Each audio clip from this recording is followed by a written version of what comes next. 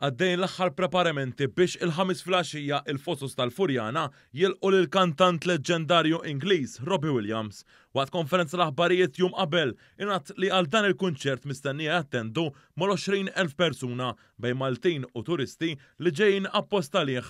Karlo Mikallef, il-kap eżekuttiv tal-Awtorità Maltija għat-Turiżmu l-MTA, għalli dan huwa sajf memorabbli b'numru qawwi ta' kunċerti li kien hawn f'pajjiżna f'dan il-perjodu u għalli dan il-kunċert ukoll se jagħmel riklam lil pajjiżna.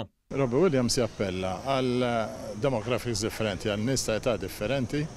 Niftakru 20 sen ilu, jien 25 sen ilu jibda l-karriera tiegħu u għadu wieħed mill-aqwa artisti sal-lum.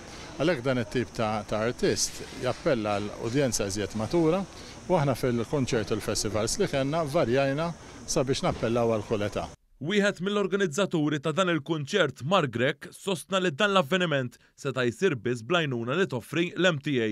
Minnaħa tiegħu il-Ministru għat-Turiżmu Clayton Bartolo sostna li f'pajjiżna se jkun hawn wieħed mill-aqwa artisti li qatt żarna. Robbie Williams f'pajjiżna jfisser li għal darb'oħra qegħdin immorru għal entertainment tal-ogħla livell. Rridu naraw li jkollna s-settur lokali bl-għajnuna wkoll tal-Awtorità Maltija tat-Turiżmu li jkompli jinvesti f'entertainment ta' dan il-livell għaliex rridu nollu l-kwalità wkoll tat-turist illi jiġi f'pajjiżna u kif ukoll nollu il-livell ta' għixien tal-Maltin u l-għawxin kollha.